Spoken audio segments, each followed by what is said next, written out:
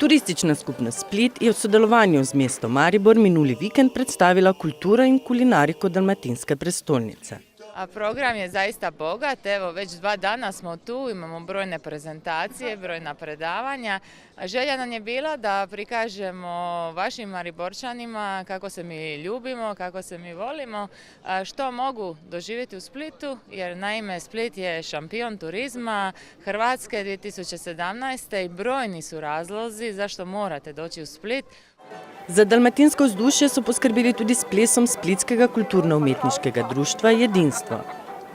Dakle, mi ćemo plesati korčulanske plesove, zatim ćete pogledati poskočicu Linđo i na kraj smo ostavili ono nešto najljepše što iz našeg grada nosimo, a to su stari splitski plesovi koji će se otplesati, ali ne samo u nošnjama i u vidu naših plesača, već će naši plesači se lagano pridružiti i svim gledateljima, izvući ih malo i probati s njima malo otplesati. Zbrane v starem mestnem jedru Maribora so počastili še z dalmatinskim vinom in ribjimi kulinaričnimi specialitetami.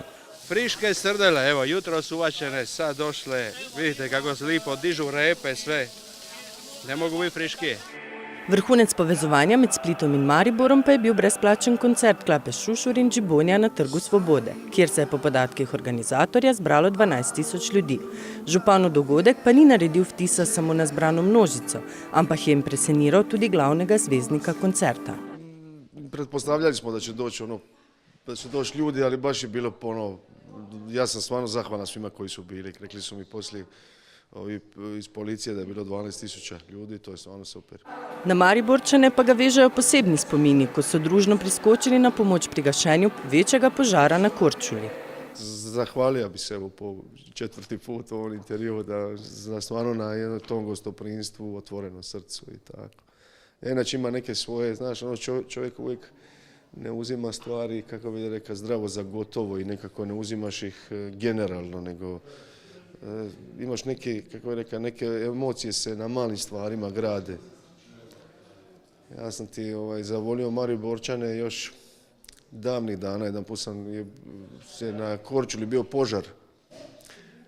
I onda su bili ovi kao vatrogasci su išli gasi požar, a sad i neki civili. I sad ja sam baš gledao šta ćemo sad. Kako me svi znaju, bilo je nekako nezgodno u augustu, da se ja kupana, da ljudima da je došla vatra do kuća. I onda smo se kao rekli, ajde, kao hoće doći, kao gasiti požar, neka dođu, da ćemo se naći ujutro oko 9, tamo na jednome mjestu i došli su 2 kombija iz Maribora, a više su bili tamo gosti, turisti i nisu išli na kupanje, nego su išli gasiti to, ne mogu ti objasniti kako je to teško.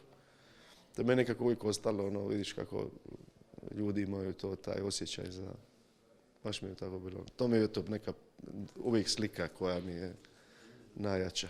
V Majstrovem letu in jubileju stoletnice priključitve Slovenije k kraljevini SHS bodo poleg Splita povabili še srbsko mesto Novi Sad in tako kulturno spet povezali Srbe, Hrvate in Slovence.